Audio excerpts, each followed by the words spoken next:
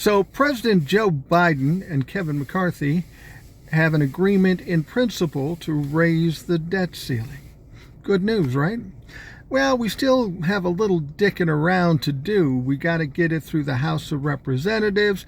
We got to get it through the Senate. Then the Senate goes back to the House to sign off whatever changes they made. And then finally it goes back to the president to sign. Now, we got a lot of dicking around to do and a short time to do it. But one of the problems that's going to come up is that there are some people in Congress that aren't happy about this deal. There are the progressive Democrats that are mad that Joe Biden even donned to negotiate with Kevin McCarthy.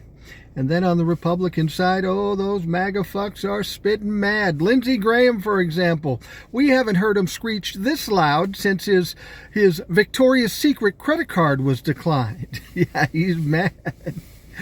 He says, I won't be intimidated. Oh, yeah, shut up, motherfucker. What he's mad about is the decrease in defense spending.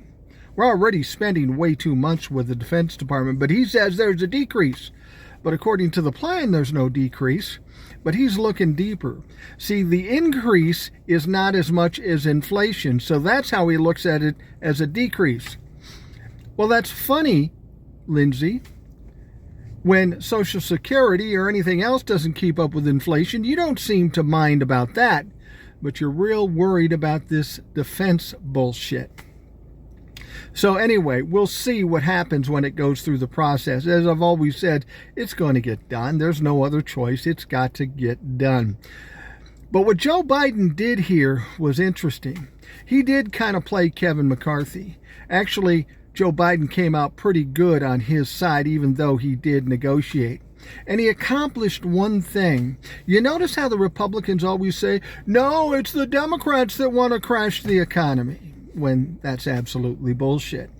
Well, now that they have a deal in principle, all these motherfuckers are going to have to vote on it. All those people that want to blame the Democrats, but guess what? When the vote comes up, if they vote against it and the economy crashes, their names are attached to it. So Joe Biden knew what he was doing. He was outing the people that were saying that they weren't crashing the economy, but ultimately wanted. Now they've got to sign their name to it. Now they've got to own it.